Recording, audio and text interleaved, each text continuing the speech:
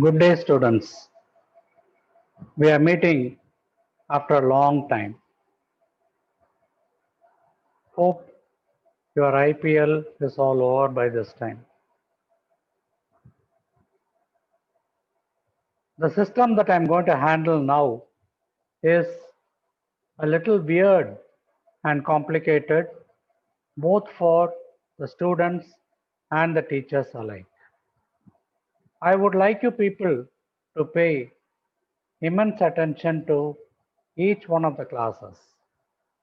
Even when you omit one, you might not be able to follow the rest. You will understand why as we start unfolding the renal pathology.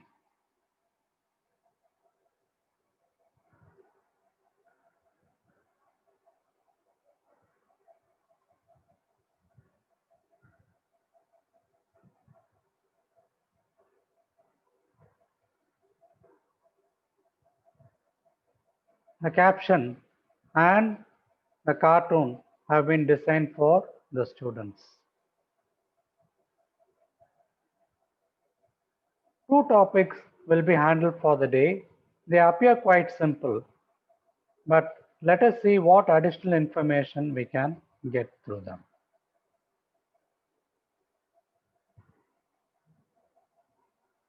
Doing things differently is a sure way to success. It is my personal experience. Here I am seeing a vehicle in the reverse gear, and that will be my modus operandi.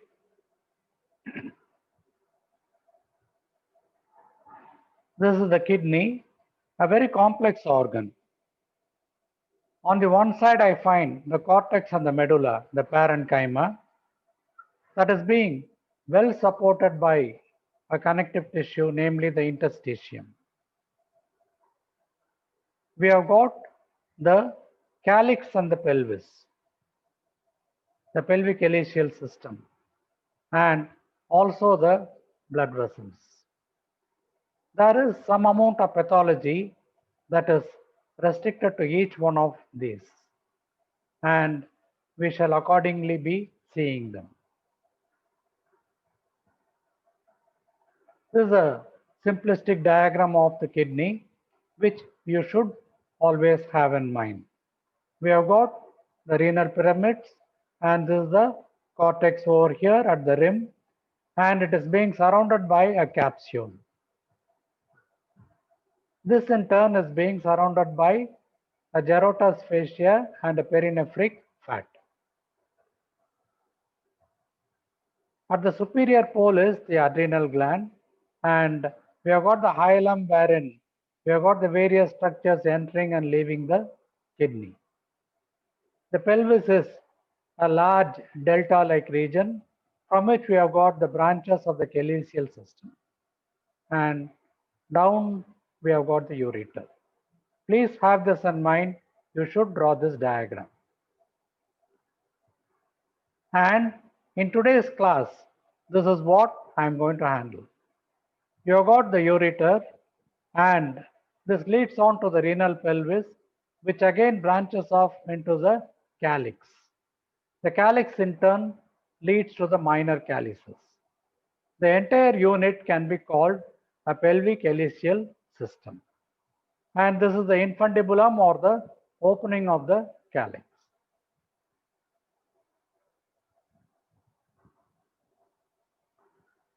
The topic for the day will be hydronephrosis. Hydro obviously means water, and nephrosis is stagnation. In this condition, I find that the renal parenchyma is thinned out. There is a ballooning of the pelvis, and so also the calyx. The calyces become so very dilated that they are fused with each other. Downwards, the ureter may be distended or not, and this is probably the site of some obstruction. Basically, a concept about hydronephrosis. And there is a progressive gradation of this. Initially, it is mild and it is restricted only to the renal pelvis. But later on, the calyces are also becoming distended, and progressively, I find that there is an atrophy of the renal parenchyma. It is so very severe that it is thinned out. In some cases, we are finding specimens in the museum where the kidney is more than 2 feet in length. There is the blunting of the calyces, enlargement, rounding that I'm seeing over here, and ballooning of the pelvic calyceal system.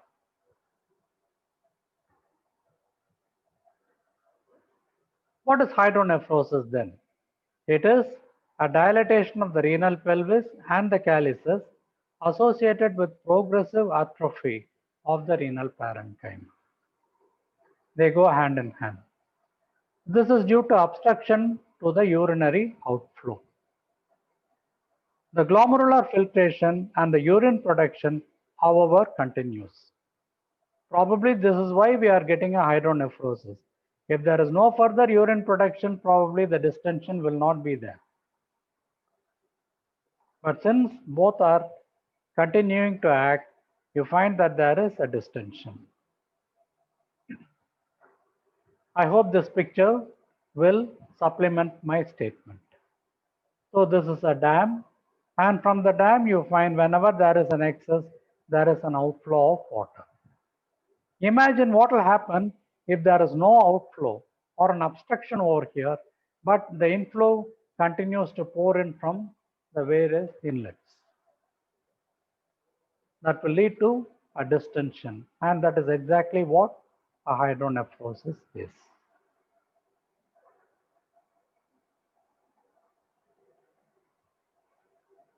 Classification is an aid to orderly thinking. Any number of times I would have said, and it is worth the repetition. It can be congenital, it can be acquired. And it can be bilateral, it can be unilateral. Sometimes it can be regional or sometimes restricted to the kidney or the postrenal region. It can be obstruction, can be within the lumen or it can be outside the lumen. Look at the ways by which we can divide. So this is a very logical sequence which I would like you people to understand. Once you know this, probably the causes you will be able to recollect. Look at this one on my right. These are the causes for an obstruction. It can be because of a calculus, kinking of the ureter, that is, some other structure runs over it. It can be a tumor such as a lymphoma, neurogenic bladder. The bladder loses its neural stimulus as a result of which it does not respond to contraction. And sometimes there is a condition called as reflux. We'll be seeing it. A stricture of the ureter, urethra, etc. Okay. Now let us go to the left side. This is a stupid mnemonic which I liked. All the P's let us try to by heart. There is a condition called posterior urethral valve, phimosis of the penis, papilloma or carcinoma of the trigone of the bladder, prostatic hyperplasia, pressure on the ureter or kinking, pressure on the ureter due to a lymphoma, parasite such as schistosomiasis, plus you can add all this.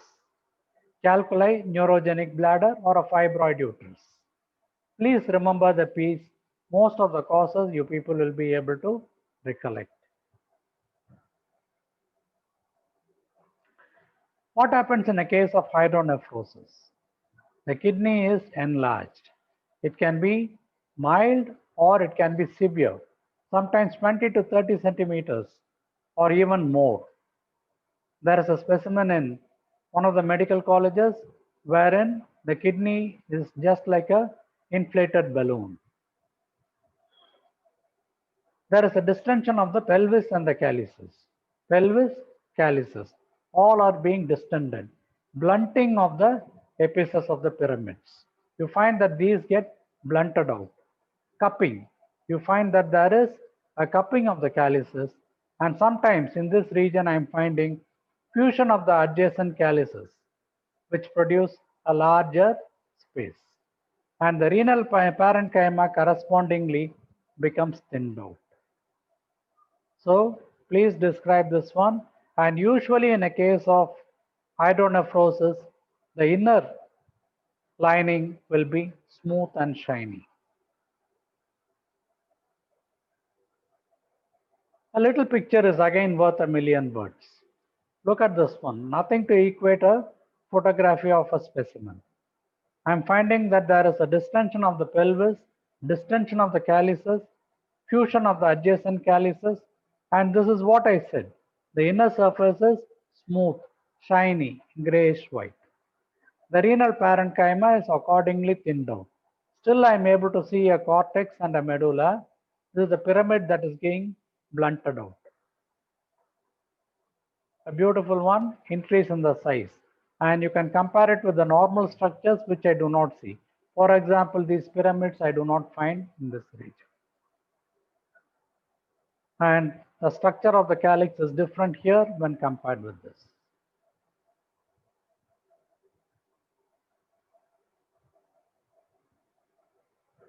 For your eyes only. Hope you people recollect this. It's a nice movie. And this is again part of a kidney. I find that there is a thinning out of the renal parenchyma. There is a distension of the calyces. And there is a huge horn-like structure that is sitting in the calyx. So this is actually called a Staghorn calculus. Staghorn calculus is something that I will be showing you. And this again is, once there is a stagnation, it can lead to an infection. Infection can lead to an inflammation. Look at the inner wall here. You find that it is becoming rough and ragged. It is not smooth and shiny. And here again, it is a case of hydronephrosis in which there has been recurrent cases of infection. Thinning of the cortex, and there is a distension of the pelvic calyceal system. The ureter also appears dilate. And this is a Staghorn calculus. The manifestations is, if it is going to be unilateral, it will be asymptomatic because a single kidney is more than enough. But when you do an intravenous pyelogram, you will be able to diagnose it.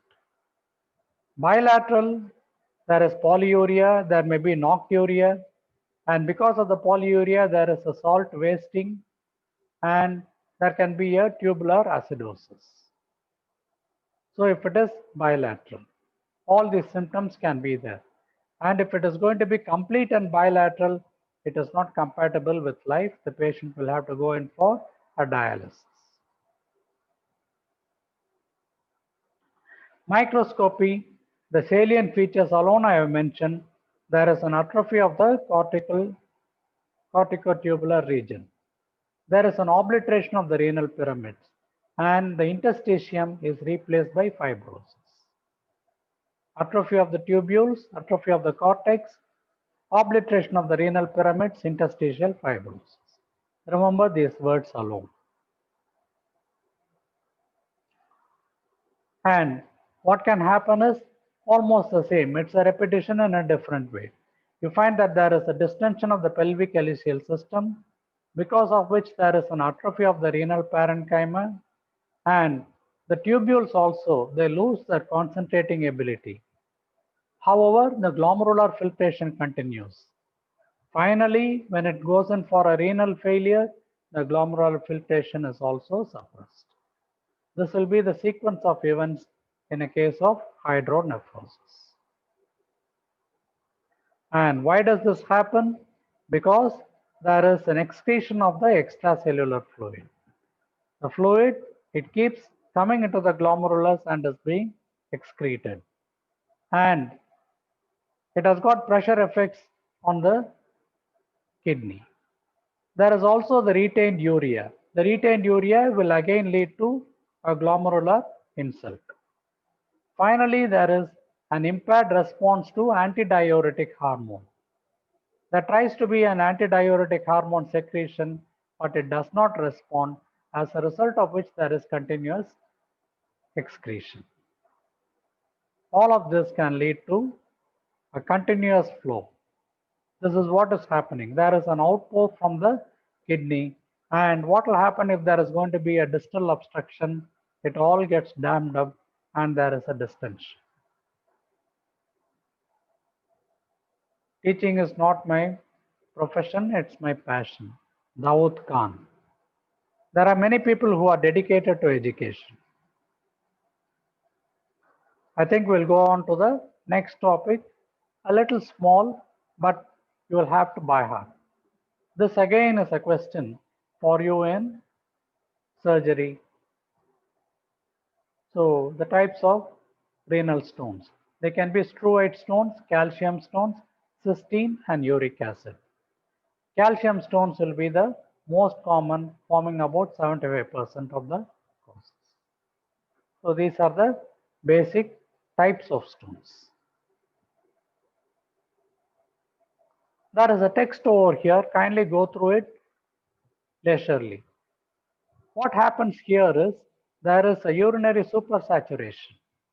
Because of the supersaturation, you find that some material gets precipitated, and this acts as a nidus or nucleus. Because of the nucleation, you find that more and more material gets deposited on it, and this is leading to a crystal growth. And finally, there is an aggregation of all the crystals. We used to call it as growth by accretion. Accretion means more and more particulate matter are deposited on the top of each other, as a result of which finally we can get a renal stone. There are various factors that are here. For example, a variation in the pH or a damage to the renal epithelium. All of this can lead to precipitation, stagnation itself. So regarding the pathogenesis, I feel this flow chart is more than enough, and you can mention a couple of factors from these. This is another nice flow chart that I picked up, and it gives us an idea as such. Stones are produced because of the variation in the lifestyle, diet, climate, and sometimes occupation also. It can be genetic or sometimes it can be acquired. There are some promoters such as this sodium intake, dietary calcium, etc. And there are some substances which inhibit the citrate and the magnesium. Ultimately, you find when there is an imbalance, there is a formation of the renal stone.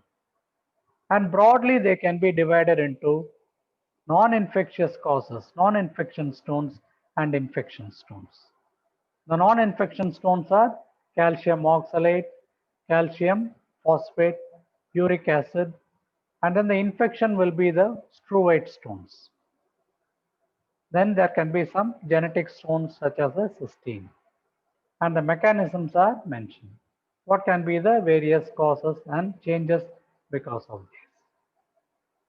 So hypercalciuria can lead to calcium stones. Alkaline urine can lead to calcium phosphate. And whenever there is an increased turnover, there can be uric acid. Infection can lead to struvite stones.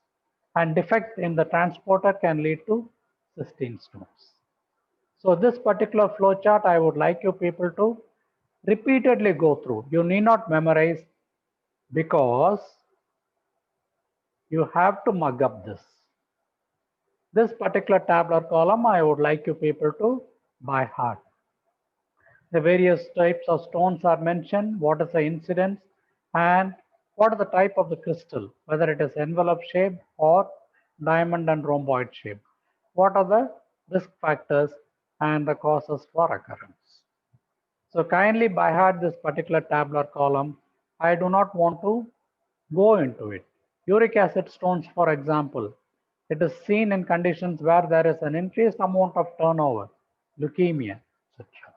Gout is a condition that is associated with uric acid, and then there can be the uric acid stones. And whenever there is stagnation in the neurogenic bladder, you can get a Staghorn calculus, which is quite common. I would like you people to kindly by heart this tabular column, which is most important. Now, what can be the clinical features of the renal calculi? Most common will be hematuria, pain. Sometimes when the stone enters the ureter, the pain cannot be withstood. It is excruciating pain, and you have a relief when it enters the bladder. Similarly, when it enters the urethra also, there is a severe pain. The complications can be hydronephrosis, we had seen earlier. And stagnation can also lead to an infection and a pyonephrosis. Rarely, cancer also can occur. And this is the typical Staghorn. Stag is a deer as such. And this is a horn of it. You find that it is branching, exactly fitting into the pelvic ileal system. So it is a kind of a cast that is formed whenever there is stagnation and an infection. The type of stone is called as a struvite stone or magnesium ammonium phosphate. Some books call it as a triple phosphate. The methods of treatment will be conservative. You try to treat them with drugs such as diuretics, thiazides, etc. Percutaneous treatment is nephrolithotomy. You try to break the stone. Or sometimes it is because of a shock wave that I try to fragmentize the stones. Surgically also it can be treated by means of a pyelolithotomy, or in certain cases maybe some of this a partial nephrectomy can be performed because the stone is too large to be fragmented. So these are the methods of treatment: conservative, percutaneous and surgical. Blagodario pass. Please try to find out where this is from. Thank you.